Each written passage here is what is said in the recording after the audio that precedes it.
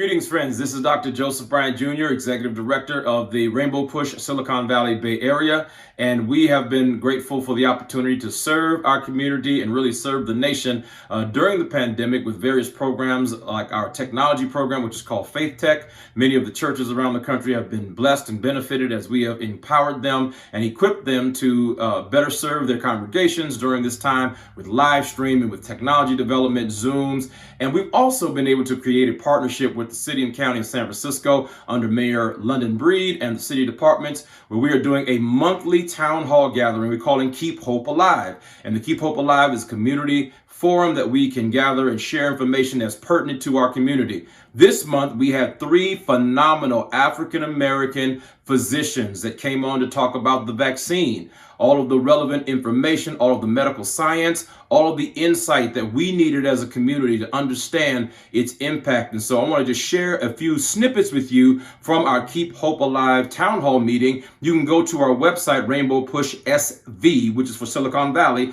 if you want to see the entire presentation of a little bit of over an hour of our entire program. But this is just a small snippet of how we were blessed by these 3 wonderful African-American physicians that came on to let us know how we can learn more about the vaccine, take better care of ourselves, and keep hope alive. Watch this.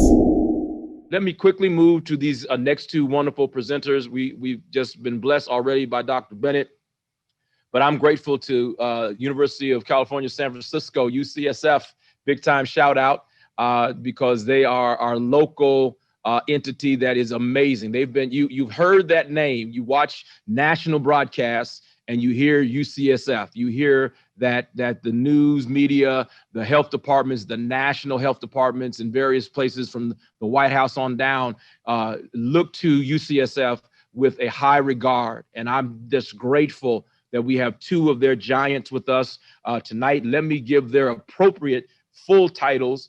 We have Dr. Malcolm John, MD, MPH, Professor of Medicine, the Division of Infectious Diseases, Department of Medicine for the University of California, San Francisco, and Dr. Jonathan Butler, PhD, MDiv, that means he's a preacher too, and a professional researcher, Department of Family and Community Medicine, University of California, San Francisco.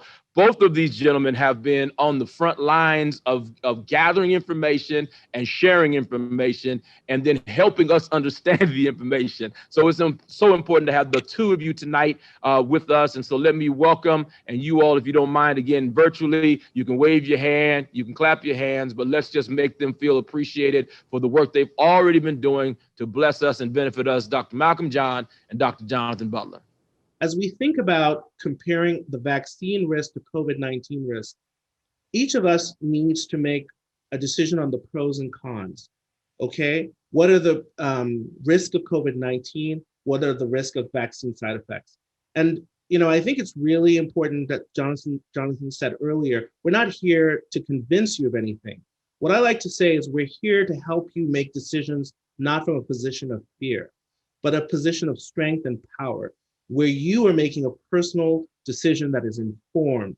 You know, a lot of my colleagues I work with in the Black Health like to remind me that a lot of the successes, including the successes of this vaccine, shout out to our Black sisters who are part of developing both of these vaccines, but really a lot of the successes in this country is off of and on the backs of Black folks. And we should be at the front line if we decide that this is what we want. And that's really our goal, is that we should be at the front line. Ayana talked about how they're trying to promote that in DPH. We're doing it by educating ourselves here today, and as Reverend Jackson did himself highlight.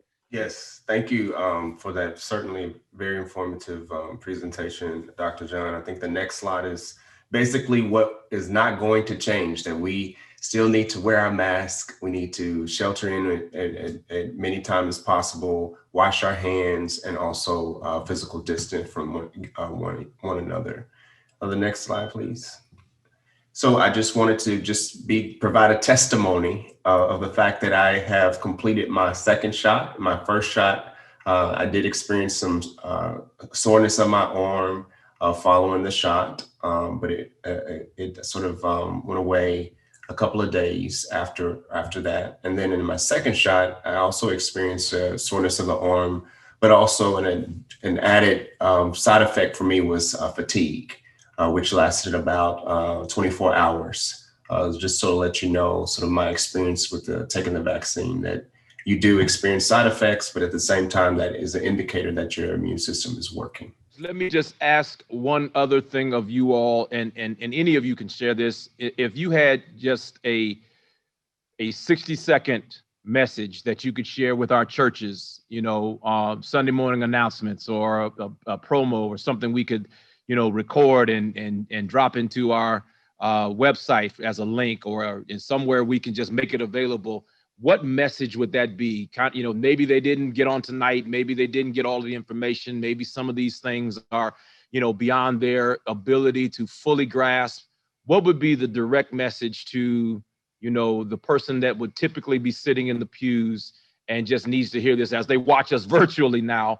But what is a, 60-second succinct message from a health professional, a medical expert who is living this daily in a very real way with an educated way to help us understand? And what would you say to us in that 60-second message?